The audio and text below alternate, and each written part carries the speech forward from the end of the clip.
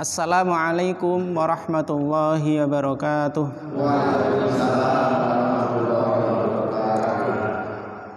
Alhamdulillahilladzi wa kafa wassalatu wassalamu ala nabil mustafa wa alihi wa ashabihi ahli sidqi wal wafa amma ba'du. Ma'asyiral muslimin rahimakumullah. Alhamdulillah kita bersyukur kepada Allah Subhanahu wa taala atas segala limpahan nikmatnya kepada kita, khususnya nikmat iman, kesehatan, sehingga kita masih bisa bertemu dalam majelis ilmu dalam keadaan sehat walafiat. Salawat dan salam semoga senantiasa limpahkan kepada uswah hasanah kita, teladan kita Rasulullah Sallallahu Alaihi Wasallam, para keluarga, sahabat, tabi'in, dan orang-orang yang senantiasa mengikuti ajaran beliau. Kita senantiasa berdoa dan berharap kepada Allah Subhanahu wa taala semoga kelak yaumul qiyamah kita mendapatkan syafaat Rasulullah atas izin Allah. Amin Allahumma amin. Ma'asyiral muslimin rahimakumullah. Pada malam hari ini kita akan melanjutkan kajian hadis Arba'in An-Nawawiyah sampai hadis yang ke-27 yang berjudul Al-Birru wal Ithmu, kebajikan dan dosa.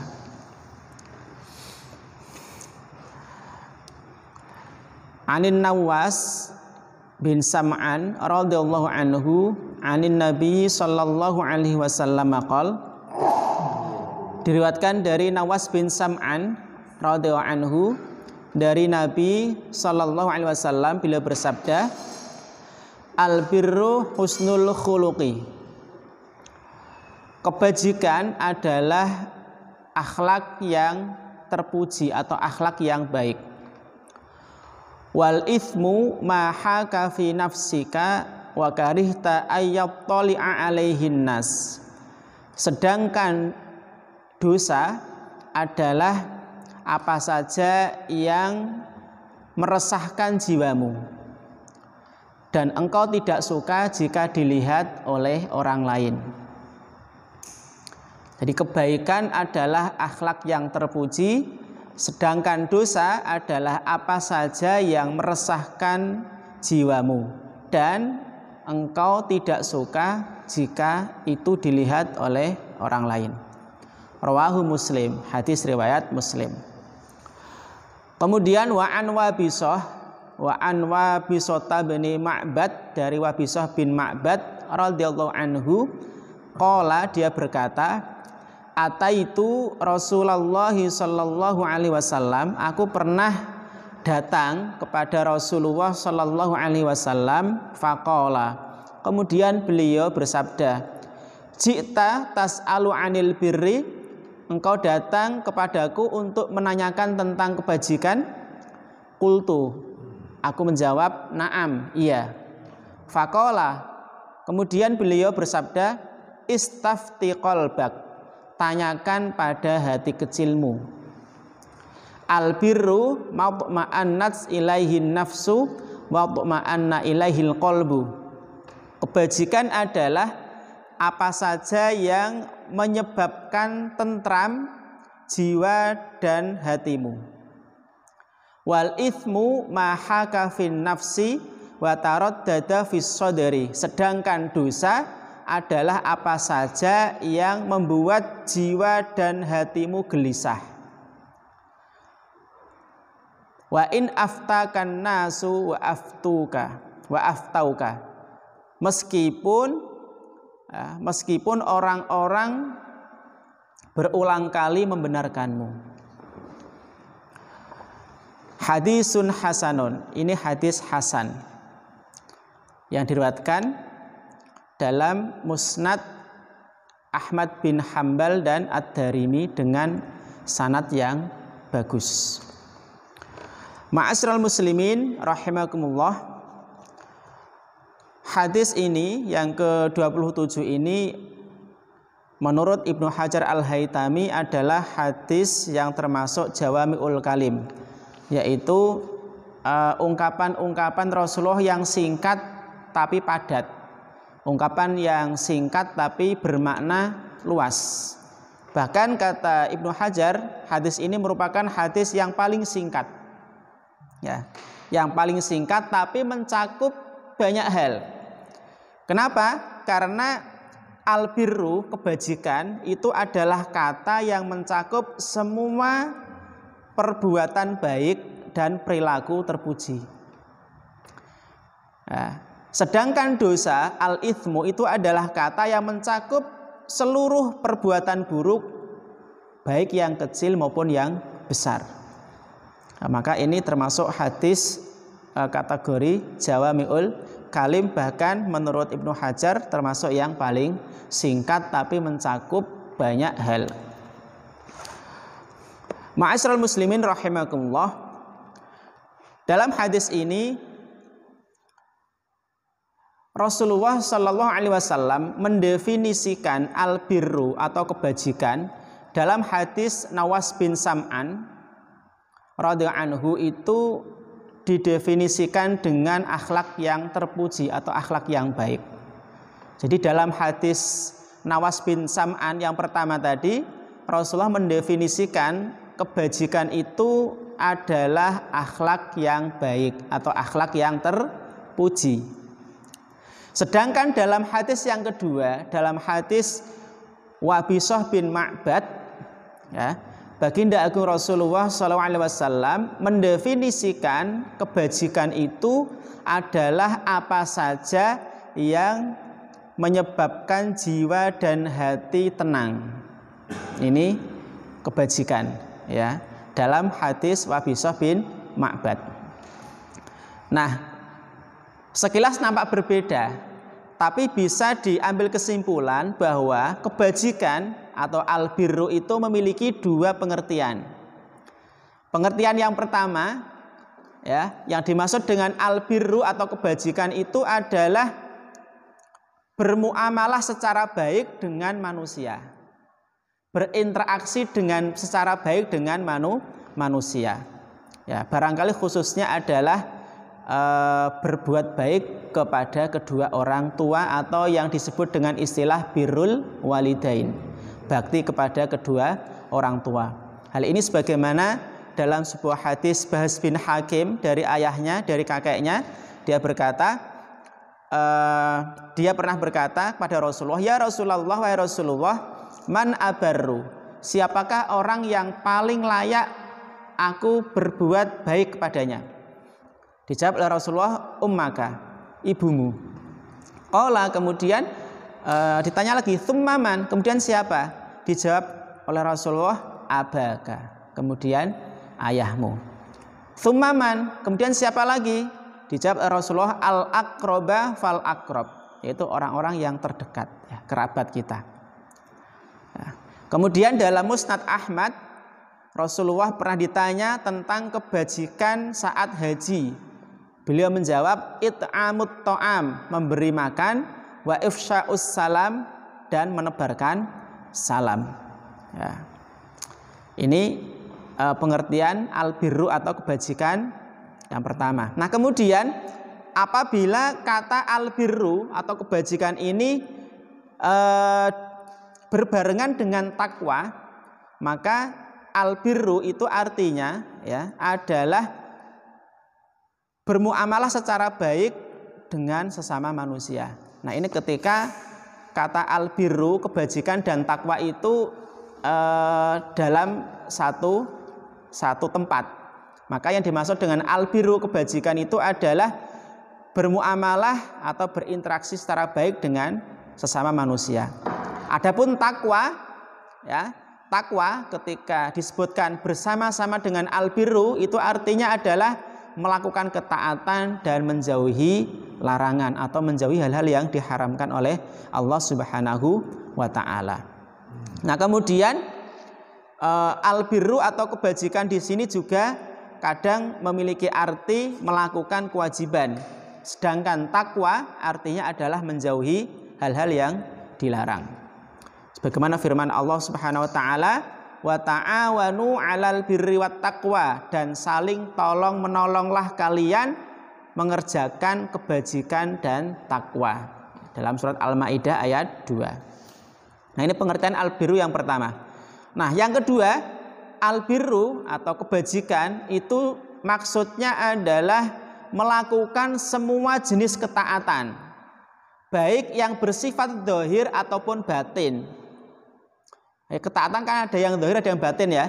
Nah, di sini albirru itu artinya adalah melakukan semua jenis ketaatan yang zahir ataupun yang batin. Ini sebagaimana firman Allah dalam surat Al-Baqarah ayat 177. Walakinnal birra man amana billahi wal yaumil akhiri wal malaikati wal kitabi wan nabiyyin sampai akhir. Ya, sampai akhir. Maka yang dimaksud dengan albirru atau kebajikan dalam ayat ini ya, di dalamnya itu mencakup seluruh ketaatan, baik yang zahir ataupun yang batin. Ya, ketaatan yang sifatnya batin dalam ayat ini adalah seperti iman kepada Allah, kepada malaikatnya, kitab-kitabnya, para utusannya, hari akhir. Ini adalah ketaatan yang bersifat batin. Adapun ketaatan yang bersifat zahir dalam ayat ini itu seperti meninfakkan harta ya yang dicintai kepada orang-orang yang butuhkan, kepada fakir miskin, ya kepada orang-orang yang meminta dan lain sebagainya. Kemudian juga mendirikan sholat. Ya, ini ketaatan yang sifatnya zahir, artinya bisa dilihat. Ya, nek iman itu kan nggak bisa dilihat ya. Iman kepada Allah kan nggak bisa dilihat. Ya, itu adalah keyakinan. Nah, ini pengertian albirru. Ya, jadi ada dua pengertian tadi. Ma'asyiral muslimin yang dirahmati Allah Subhanahu wa taala. Nah, dalam hadis tadi juga disebutkan bahwa kebenaran itu bisa diketahui melalui fitrah manusia. Ya, melalui fitrah manusia. Sabda Rasulullah dalam hadis tadi, albirru matma'anna ilaihil qalbu wa matma'annat ilaihin nafsu. Bahwa kebajikan itu adalah apa saja yang menenangkan jiwa dan hati.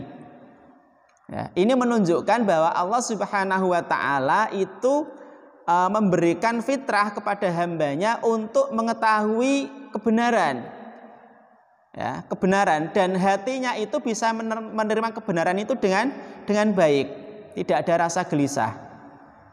Maka ada sebuah hadis, kullu mauludin yuladu alal fitrah. Jadi setiap anak itu dilahirkan dalam keadaan fitrah.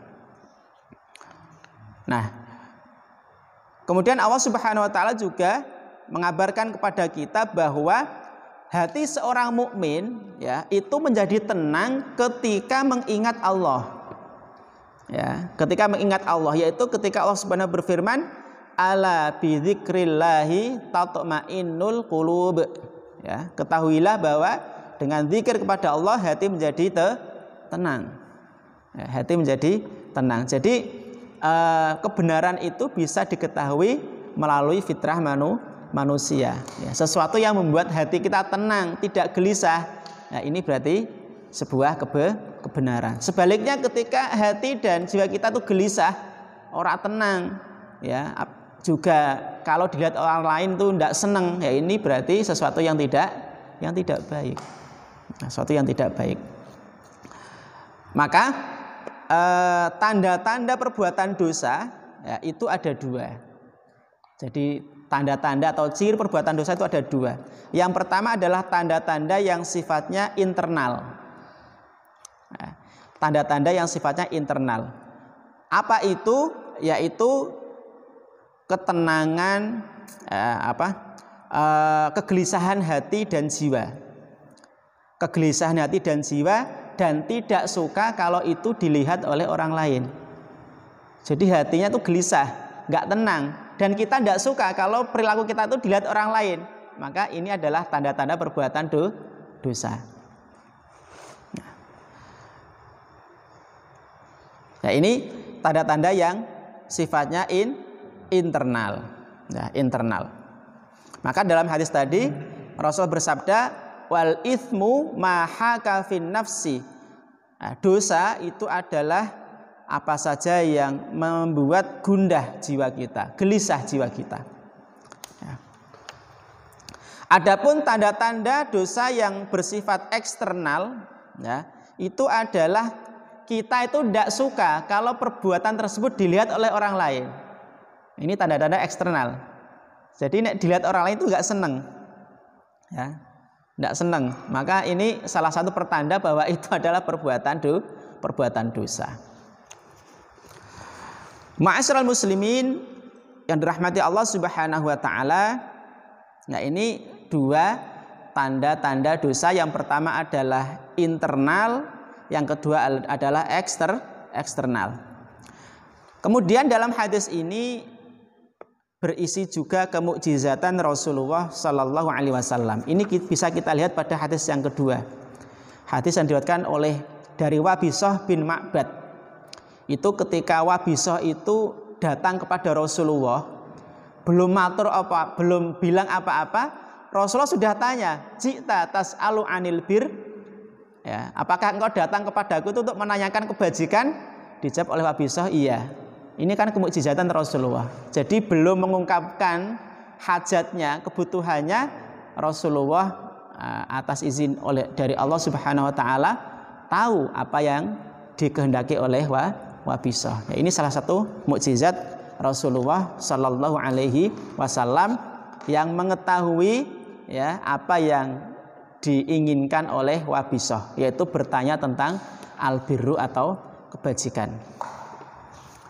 Kemudian dalam hadis ini juga berisi tentang bahwa Rasulullah Sallallahu Alaihi Wasallam itu adalah manusia yang paling mulia akhlaknya, paling baik akhlaknya. Jadi akhlak Rasulullah itu paling mulia, ya paling mulia, paling terpuji. Ya, ini pernah disanjung langsung oleh Allah Subhanahu Wa Taala dalam surat Al-Qalam ayat 4, wa innaka la'ala khuluqin azim. Nah, sungguh engkau wahai Muhammad ya adalah orang yang berbudi pekerti yang luhur. Nah, ini pujian dari Allah kepada Rasulullah Sallallahu Alaihi Wasallam. Maka dalam sebuah ayat yang lain juga disebutkan bahwa kita diperintahkan untuk menjadikan Rasulullah itu sebagai teladan. Ya, karena beliau adalah uswatun hasanah, teladan yang baik dalam akhlak, ya, dalam akhlak beliau terhadap keluarga, akhlak beliau kepada sesama muslim, ya, akhlak beliau kepada orang lain, ya, akhlak beliau terhadap anak kecil, ini adalah teladan bagi kita. Ya, beliau adalah uswatun hasanah, sosok teladan yang baik, bahkan yang terbaik yang bisa kita teladani apa yang beliau lakukan dalam keseharian beliau. Ma'asyiral muslimin yang dirahmati Allah Subhanahu wa taala. Nah, ini kandungan dalam hadis yang ke-27 hadis Arba'in an Nawawiyah tentang al-birru wal ithmu, tentang kebajikan dan dosa. Semoga kita semuanya diberi kemudahan oleh Allah Subhanahu wa taala untuk menjalankan kebajikan dan menjauhi segala bentuk perbuatan dosa, baik yang kecil maupun yang besar, sehingga kita nanti dimasukkan ke dalam jannahnya Allah Subhanahu wa taala. Aqulu qouli hadza wa astaghfiru li wa lakum. Wassalamu alaikum warahmatullahi wabarakatuh.